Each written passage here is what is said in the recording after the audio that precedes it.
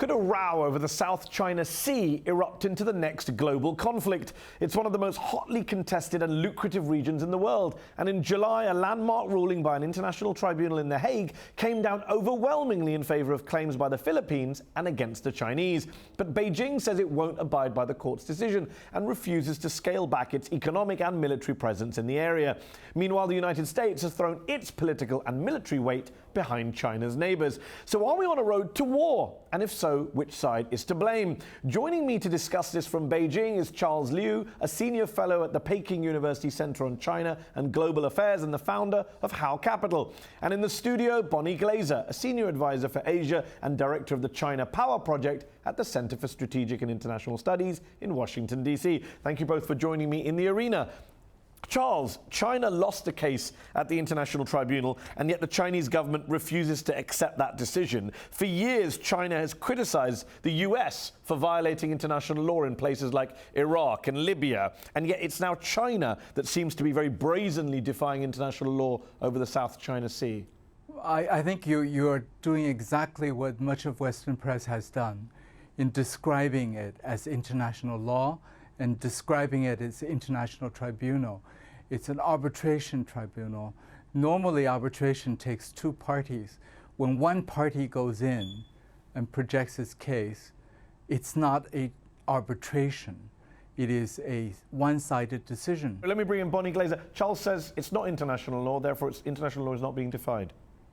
Well, under the UN Convention on the Law of the Sea, which of course China was part of the negotiations from the very beginning and is a signatory to UNCLOS, it's quite clear that there are cases in which an arbitration tribunal can be constituted, and if the other party does not participate, that is not necessary. And yes, the tribunal has the right to rule on jurisdiction, and then it has the right to make a decision, hear the arguments, and finally, it's quite clear under UNCLOS.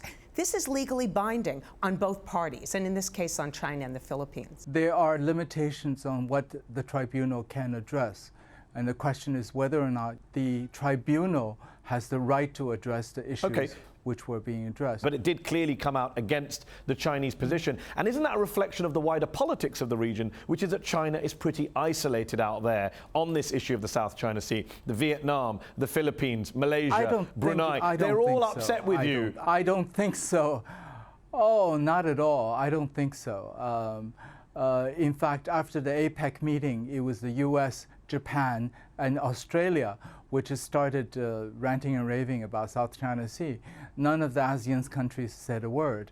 The new president of the Philippines is now talking seriously about bilateral solutions to the issue between the Philippines and China, and not pressing what was being pressed by the previous administration.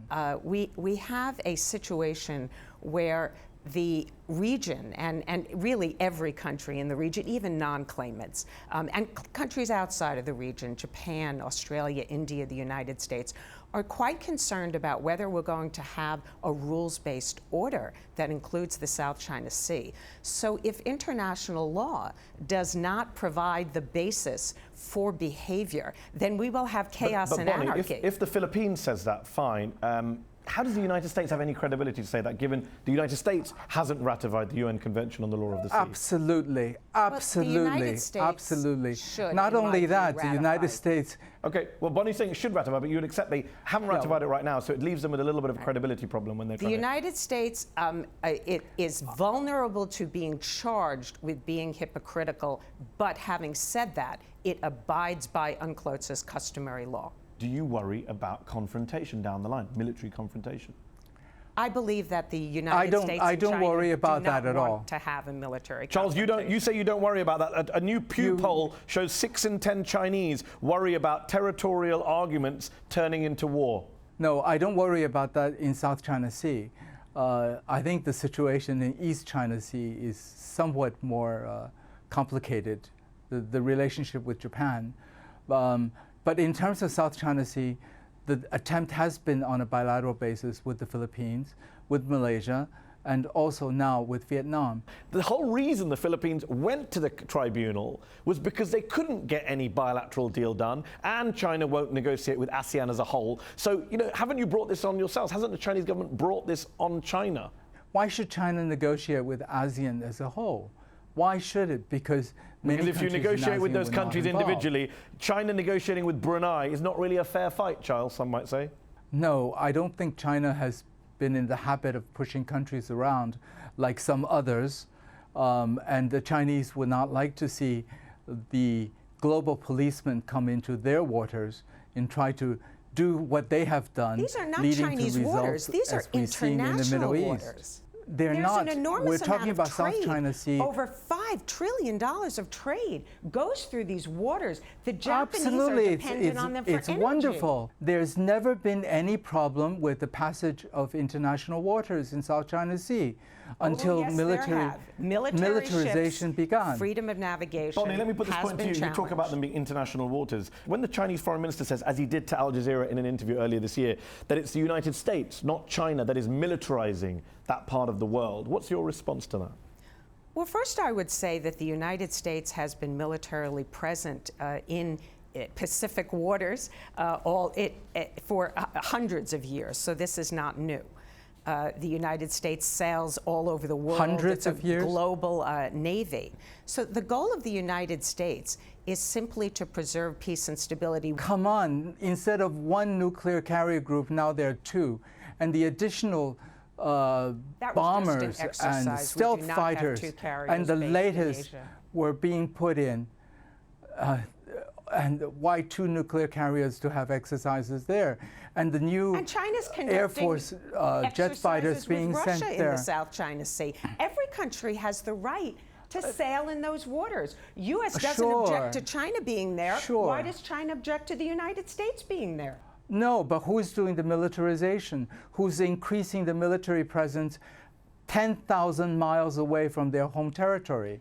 Bonnie, I don't see China doing that. Would you be okay with a Chinese carrier carrying out exercise off the coast of the U.S. if it were requested by a Latin American country? I welcome the Chinese Navy to sail in international waters anywhere according to the convention and law of the sea. And the Chinese do, on occasion, come close to U.S. territory. Military exercises. Military exercises are very different from a friendly visit by a naval vessel. And just on the US-China relationship, let me ask you both, is it going to get better or worse going forward? So my view is that it will get both better and worse. There are areas that the US and China have convergent interests where we can cooperate.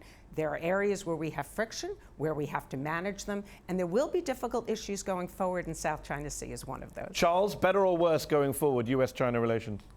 Oh, Bonnie's absolutely right.